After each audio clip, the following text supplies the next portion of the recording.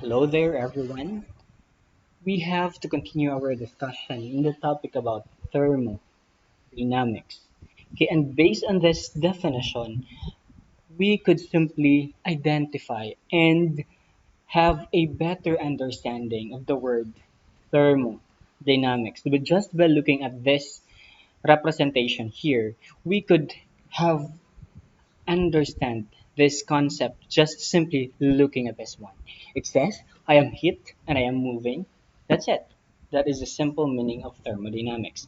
Thermodynamic means the study of heat in motion. So, pagkakita nato ng sining representing, very simple. Pero amo ni ang pinaka main concept of the study sa thermodynamics or the concept or the definition of thermodynamics. So, by definition, thermodynamics is a science that describes how thermal energy is converted from one form to the other and how it affects the matter. Kung lang tuwa naton ang word nga thermodynamics, it is just a coined word or combined sa word which is thermo and dynamics. We know that the word thermo, that means it is related to heat. And when we talk about dynamics, based on the concept of physics or sciences, when we talk about dynamics, that is pertaining to motion. So, ang question subong, or probably question nyo man is that, since kabalo kita, nga thermodynamic means the study of heat in motion or heat in motion. So, ang question is, have you ever wondered from where does the word thermodynamics come from? So, sa diin siya naghalin.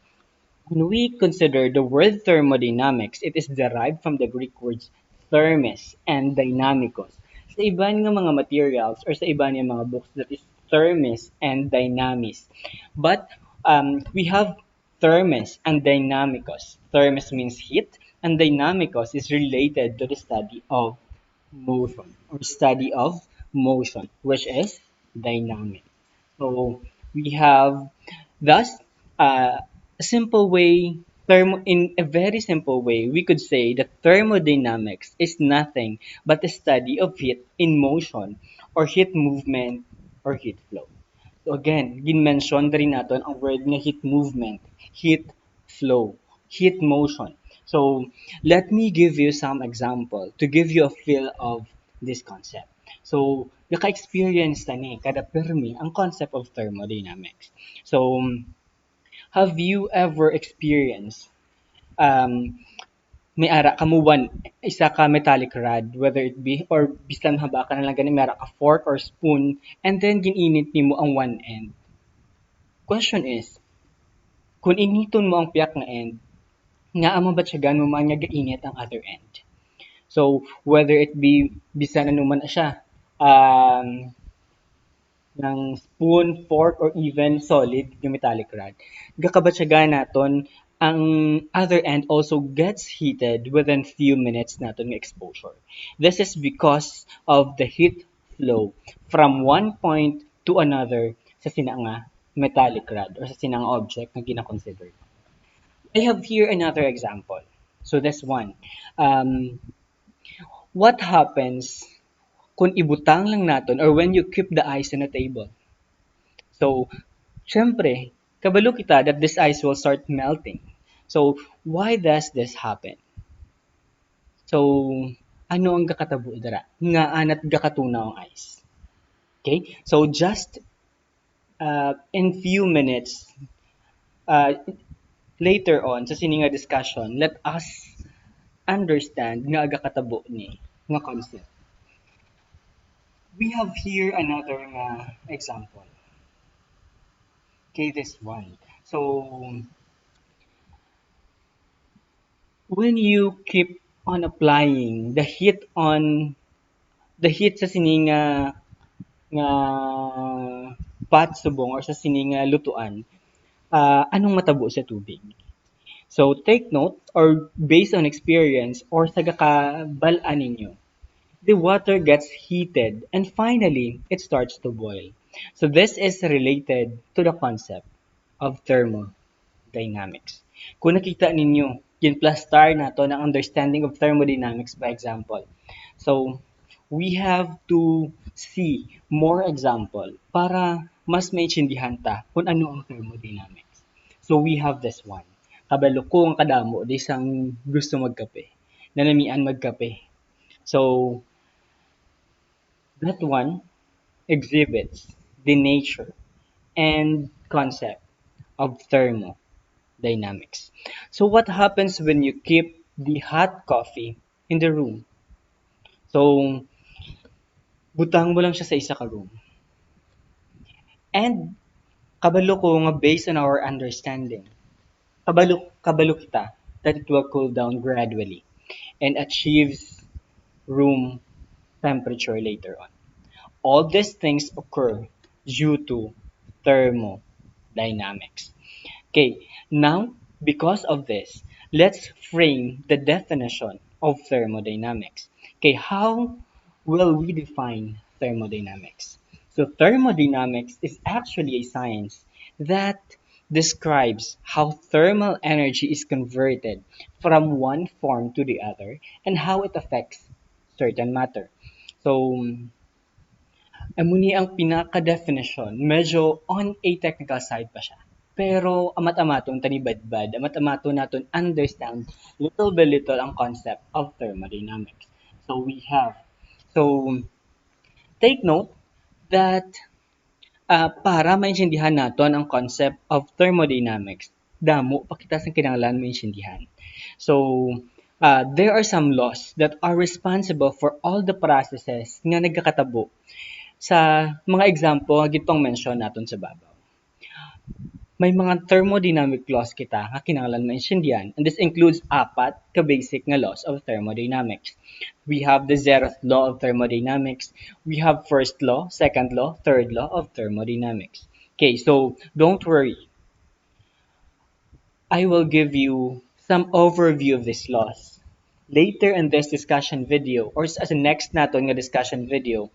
So just keep on watching sa ating nga discussion video para mas maintindihan naton. And para mas maplastar sa inyo ang concept of thermodynamics.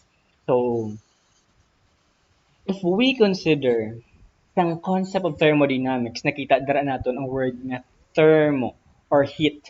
When we consider that one, ang ginatanaw dara naton is the concept of temperature. So, the concept of temperature. So, if we keep on heating or ginasigi-sige tapukpok sang martilyo ang lansang,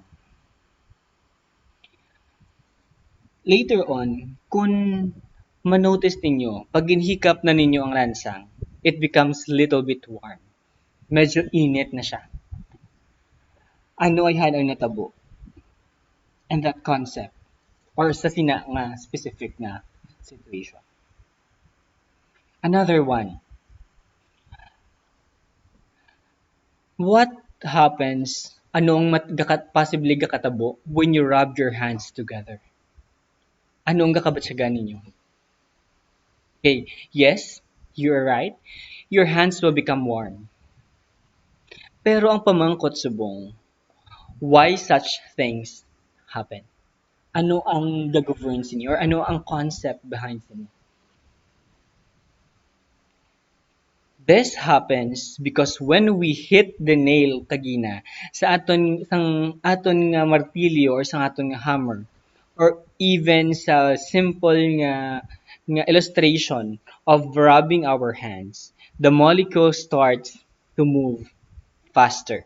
This increases some kinetic energy of the molecules, and because of this, gakabatsagan naton nga ang aton nga hand medyo ga-warm na siya. It gets warmer when they are rubbed together. Kaya in general, the warmer nga body possesses more nga kinetic energy. And ang colder nga body possesses less nga kinetic energy. So, question subong is, what will be the definition of temperature kung ang aton nga i-consider subong is the concept of thermodynamics?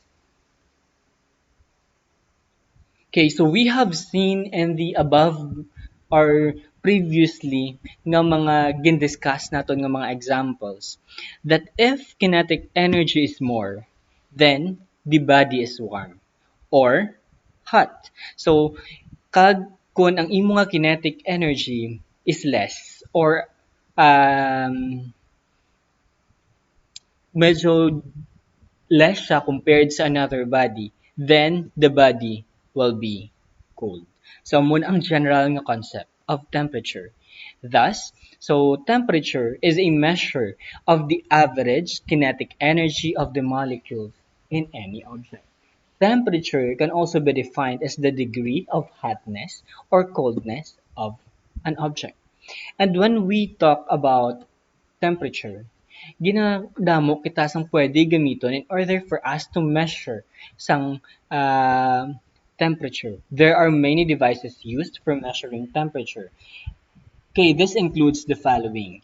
Here I have listed few temperature measuring devices. We have this one liquid and glass thermometer. We have radiation thermometry, so constant volume gas thermometer. We have your constant pressure gas thermometer, thermocouple, silicon diode, thermistors, bimetallic devices, bulb and capillary sensors, spirometer, resistance temperature detector, sealed bellows, and etc. The value of temperature. So, take note, ginagamit na siya to find or to measure certain degree of hotness or coldness of a body. So, temperature. Nagkabalo kita based on our concept discussed sa thermodynamic quantities. Damo kita sang possible nga temperature scales nga ginalantaw. And this includes your Fahrenheit scale, Celsius scale, Kelvin scale, and we have your Rankine. So we have this temperature scales nga gina-consider natin. Okay, another concept based on the understanding sang meaning of your thermodynamics, kinahanglan ta manobalaan kag ma-understand fully ang concept. So, heat, because that is thermo and that pertains to heat. So, I will explain to you the concept of heat and thermodynamics with a very simple nga example. So, this one, kung kakakita ninyo sa sining representation, subong. This boy or ari, makita naton sa representation, the boy touched the hot stove by mistake and feels the stove very hot. So, nabatsyagan niya nga init ang stove. Okay. So, dali naman sa sining representation, this boy is feeling cold on holding the ice or ice cream or any ano da. So, this, for example, ice cream na siya.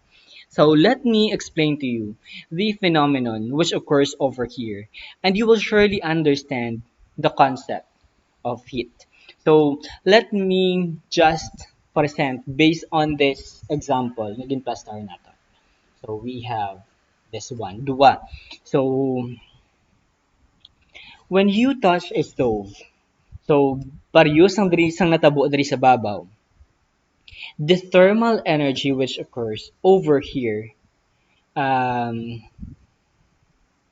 or sa sining representation is that, so ang aton nga thermal energy nagsulod or enters your hand because the stove is warmer than your hand. So, nakabatsyag ka init because the thermal energy enters your hand tungod nga mas init ang stove kumpara sa imo kamo.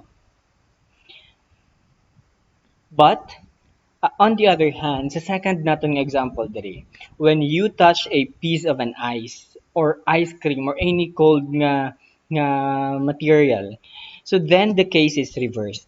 Your hand is warmer than the ice. Then the thermal energy will pass out of your hand. So, amo na ang natabo based sa sini nga understanding. And that very simple nga situation illustrates the concept of heat and the field of, or in the concept on and understanding thermodynamics. So now let us have a definition of heat. Heat is defined as the flow of thermal energy due to your differences in temperature. So based on that concept, kagina. So that is the flow of energy due to your differences in temperature. Okay, that means heat is simply the thermal energy in transit or in motion. It's just simply very easy to understand the concept of heat. Now let me ask you some simple questions.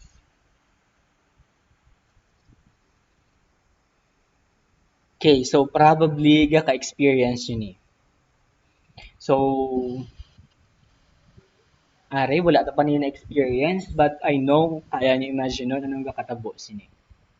Question is, why do you wear sweaters during cold season or during winter and not during summer?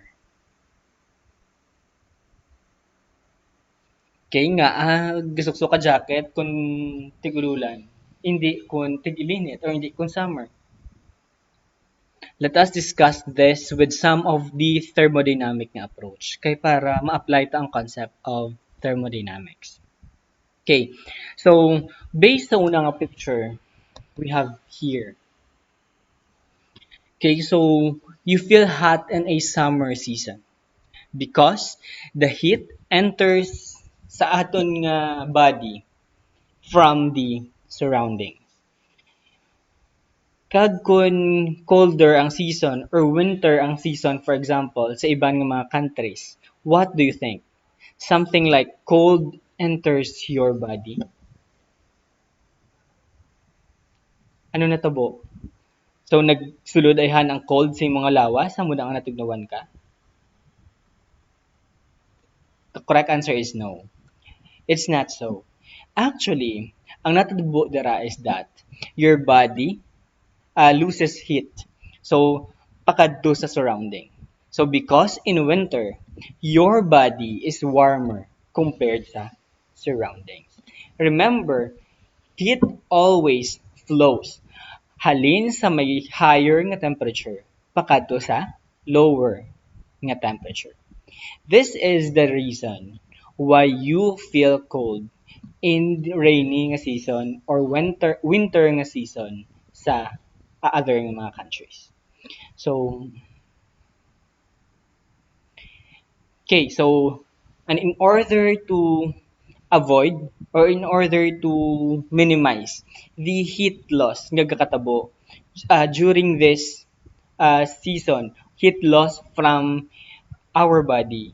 That is the reason nga agasuksok we have to wear your sweaters during winter or colder nga mga seasons. So, in other words, your sweater avoids the flow of heat from your body pakadto sa aton nga surroundings. Okay, so if we have to look at the concept of heat, so based on sa science or thermodynamics nga perspective, heat is a type of energy. So take note of that one. So as much as I could remember, amo nang definition. Heat I mean is a type of energy. So it is an SI unit or its SI unit is the same as the unit of energy or joule. So joule sa Japan, ang imo makonsider nga unit for heat. So it is denoted by letter J. So J or in British thermal unit that is BTU. So the unit of heat sa iban nga mga books, sa iban nga mga materials, pwede nga makita ninyo often used is calorie or big letter nga C for calorie. So, if base makita nyo later on ang ini nga mga units on our discussions on the problems nga probably ma-encounter naton later on.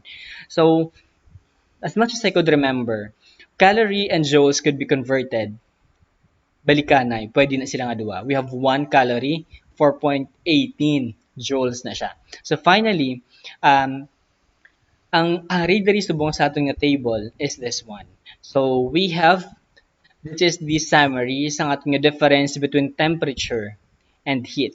So we have here, temperature can also be defined as degree of hotness or coldness of the body. Heat is defined as the flow of thermal energy due to differences in temperatures.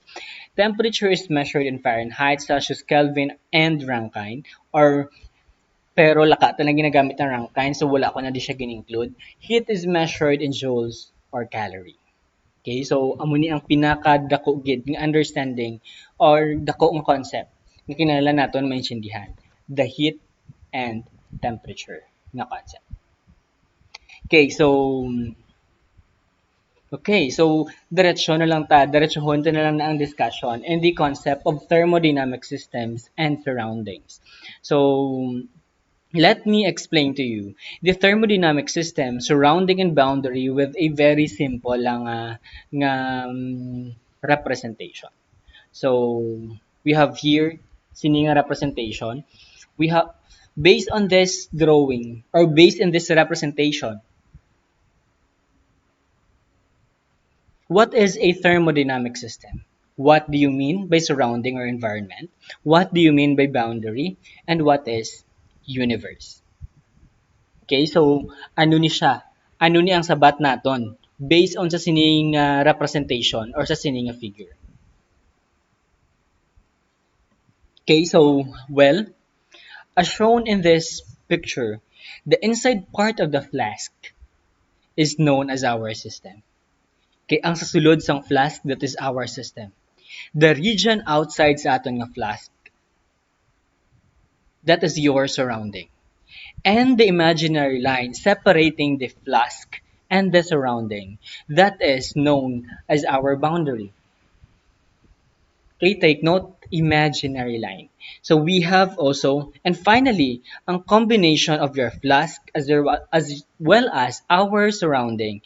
Amo na siya ang ginatawag naton nga universe. Just like the combination, so universe siya, parehas ng combination of your stars, planets, satellites, etc. nga ginatawag naman as your universe.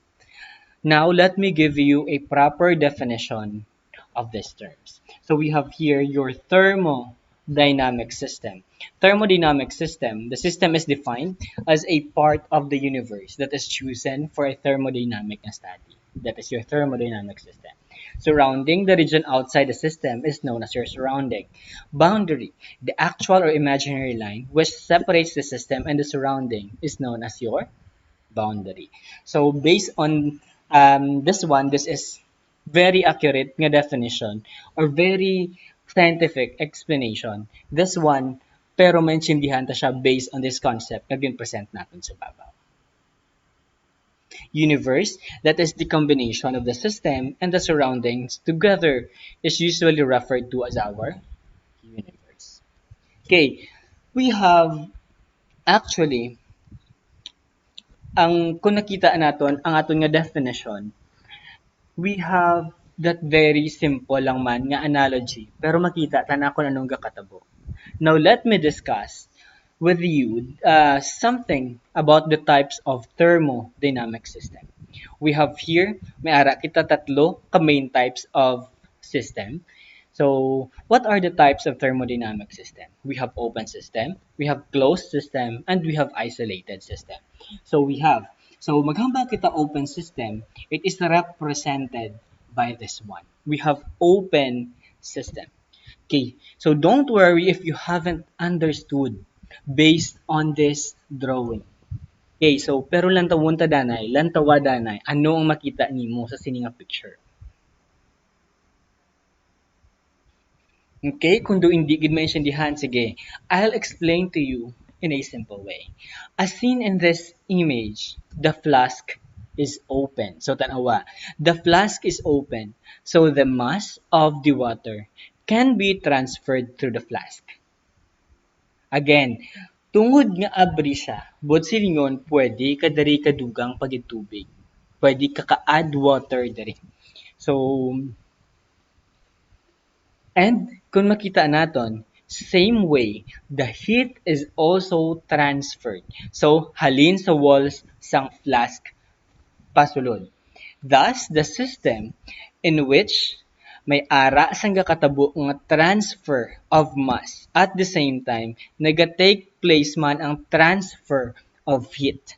So, with the surrounding, that is called your open system. Okay? Again, the system in which heat transfer as well as mass transfer is taking place with the surrounding, then that is called an open system. Okay, kabay pa ang imagination dihana based on this representation. Next one, hambal naton, we have your closed system. So when we talk about your closed system, kagina abri pa ni subong closed na siya. So probably medyo amat-amat na nagkakakita kung anong kakatabo na rin. So question is, have you understood something from this image? Okay, so see that in this representation, this is what we refer to as your closed system. The flask is closed now. So the mass of the water cannot be transferred through the flask. Hindi na natin pwede matransfer ang mass of water. So, pero still, may ara Japon sang heat transfer nga nagakatabo through the walls of the flask. May ara Japon sang sulod or ga-transfer nga heat halin sa aton nga flask pakato sa surrounding and vice versa. Okay? So, I do hope medyo naintindihan ni.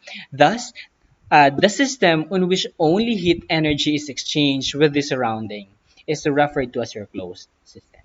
So, heat lang ang gina-transfer with the surrounding. That is your closed system, hindi ang mass. Next, last, there is your isolated system. Now, this is very simple. In this type of thermodynamic na system, neither mass nga transfer takes place, nor your heat transfer takes place. Such a system is referred to as your isolated nga system. Okay, so ano ang pinaka-hapos ni para maintindihan siya? You might have observed that a hot coffee remains hot or cold coffee remains cold in a thermos flask. The thermos flask is a very good example of an isolated system. So do you know why I mentioned here sang example? Okay, I have mentioned examples kagina sa babaw naton nga mga explanation. So amo gina ang pagplastar naton sa sininga discussion because it is easy for you to understand, especially because budlay ang ini nga topic. Mas sapos maintindihan kung ginaplastar ta siya through example. So for you to understand as well, you can also have your you can also answer questions pertaining to the topics on thermodynamics by understanding or trying to imagine and picture out kung ano ang kakatabo based on the examples na present natin. Okay, so for a summary, makita naton nga amo ni ang nagakatabo with our system. So amo ni. So mass, heat is checked, dari heat lang ang transfer, dari wala nang gitsang transfer of mass and heat. So amo ni ang aton nga general nga summary kung ano ang kakatabo with your open system, closed system, and your isolated system.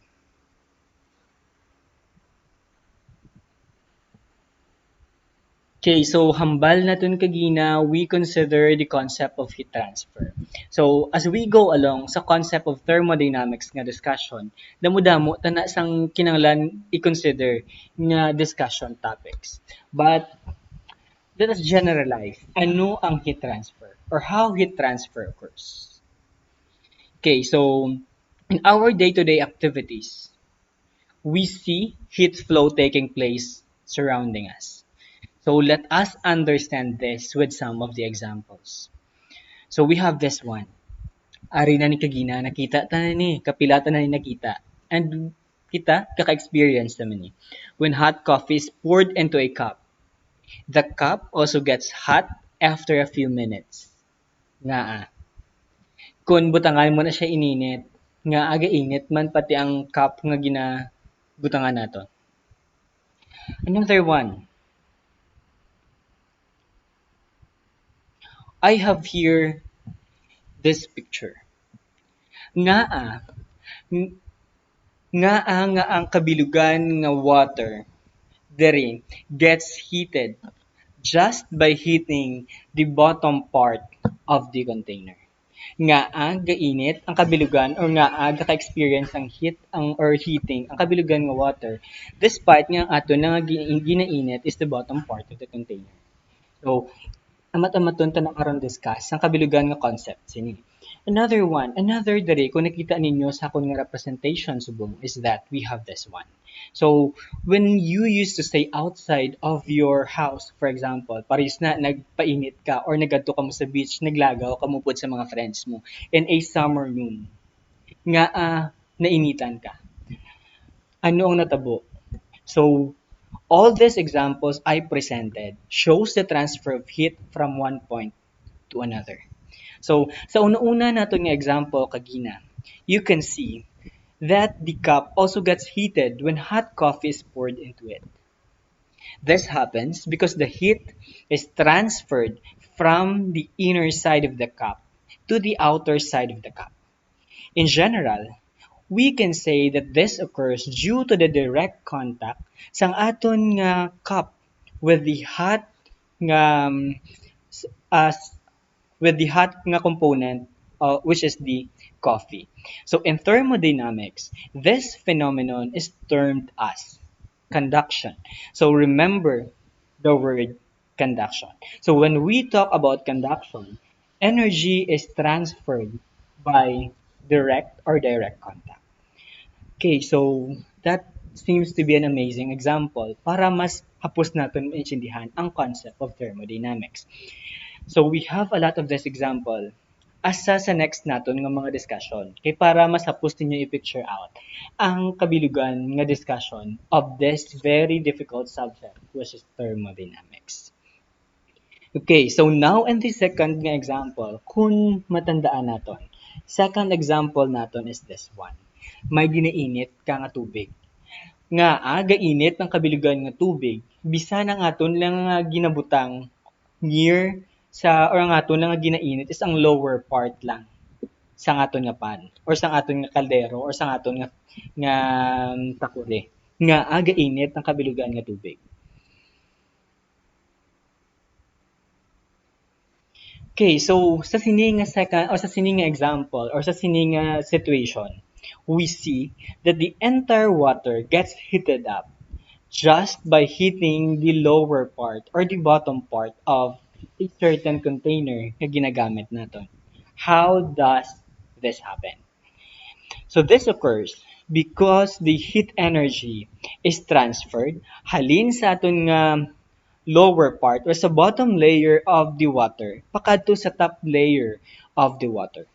And this transfer takes place due to the motion of the water particles. Again, the motion of the water particles. So, in thermodynamics, this is the phenomenon na ginatawag natin as convection. So, remember kung ano ang definition natin for convection, especially in the field of science or in the field of thermodynamics. Maghamba ka convection, the energy is transferred due to the motion of molecules. That is convection. And I do hope, bisan giinit lang kamo da tubig, makahambal na kamo convection yang natabuti. So may movement sang heat because of the movement of molecules of water. Another one, based on sa third naton nga example, gakabatsag kay init kung magwa ka sa inyo balay, kung ara ka sa beach or bisan naglagaw ka lang, nakabatsag kay init. So, well, kung tanawa naton, we are not in physical contact with the sun, pero nakabatsyag ta nga nainitan ta. This occurs due to the electromagnetic waves coming from the sun pakadto sa earth. So this is the concept or this is the uh, ining condition ginatawag ni siya naton in the thermodynamic na term. This termed as your radiation heat transfer in thermodynamics. So again, when we talk about radiation, radiation is the energy is transferred by electro magnetic radiation. Okay, so again, lagaw-lagaw ka lang dahil nainitan ka. Kung baka dahil nga, this is because nga na-experience ko ang radiation. That is through electromagnetic radiation. Sangsan pakato sa Earth. That is conduction, convection, and radiation. Okay, so again, so sige be, let us summarize the conduction, convection, radiation sa isa lang kasing go nga example. I have here, yung tingog ko na sila. We have your conduction, convection, and radiation. Okay? Kung ang unang energy is transferred directly by contact, that is conduction. Kung may movements ng molecules or may motions ng molecules, that is convection. Kung ang energy is transferred by electromagnetic radiation, that is radiation. Okay, so medyo damo na tayo na-discuss the concept of thermodynamics. And we have to continue this to the concept of thermal equilibrium. So thermal equilibrium. So we have, or I have here a representation. So let's take an example for better understanding, and later on, I will explain to you the definition of thermal equilibrium. So consider one body at higher temperature here, so ari siya, and we have the other body at lower temperature. So okay, so let's say the temperature of the hot body is 80 degrees Celsius and the temperature of the cold body, let's say, is 20 degrees Celsius. So now, what will happen kung, if we bring both the body in contact with each other? Are, ano ay hanang matabo? If we bring both body in contact with each other. Did you remember the concept of heat transfer, which we discussed earlier in this discussion video? Yes, the heat transfer will automatically, or the heat transfer will automatically start now sa pag palapit naton sa ilang duwa. So, when both the bodies will be in contact with each other, the heat will start to flow. Halin sa aton nga body with a higher temperature, pakadto sa aton nga body with a lower temperature.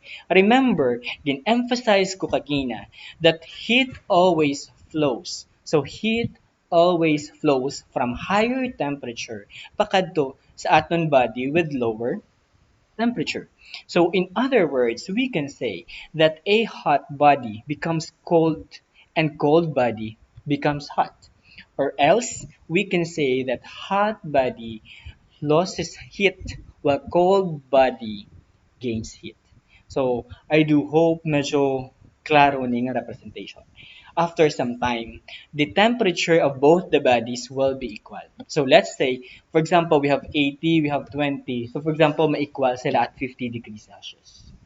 Okay, after achieving some sining stage, there will be no heat transfer between the bodies.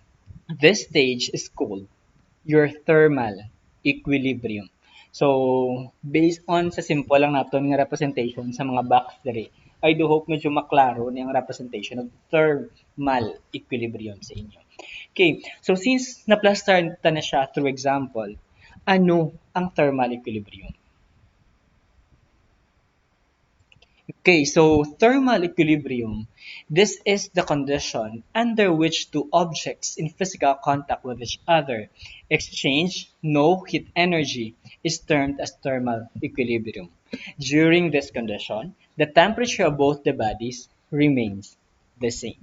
Okay, that means ma-achieve na lang thermal equilibrium kung wala na sang movement or wala na sang exchange of heat energy between sa duwa. That means parehas na sila.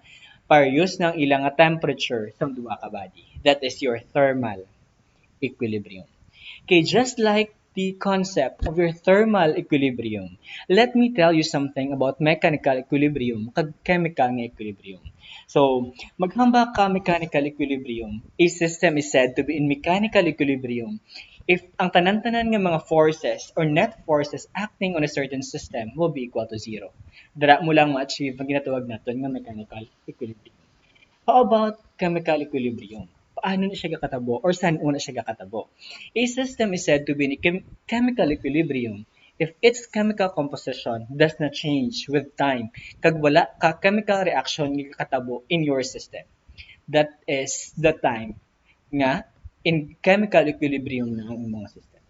Or we could say that a reaction is said to be in a chemical equilibrium if the rate of your forward nga reaction at ang rate ng imong nga reverse nga reaction is equal. So, ang pamangkot naton subong is paano ni siya naton ma-relate in the concept of thermodynamics. So, this one, ang tatlo ni ka-type of equilibrium nga gin-discuss ko is related to our thermodynamic equilibrium. Why? Because two systems are said to be in thermodynamic nga equilibrium kung na-achieve ta ang thermal, mechanical, kag chemical nga equilibrium with each other. Again, makahambal ka lang nga ara sa thermodynamic equilibrium ang imo nga gina-consider nga system kung na-achieve mo ang thermal equilibrium, mechanical equilibrium, and chemical equilibrium with the bodies nga ginalantawan naton or the system nga gina-consider naton. Okay, so medyo damo-damo na ta na-discuss nga concept on thermodynamics. I do hope medyo naklaro ni tanan sa inyo. And we will have more of the discussion videos related to the concept of thermodynamics. In the next discussion video, watch out for it. Ang kinanglan nato ni discuss are the laws on thermodynamics. We will have your zeroth law of thermodynamics, first, second, third law of thermodynamics. Okay, so this is it for now. Thank you. Stay safe. God bless.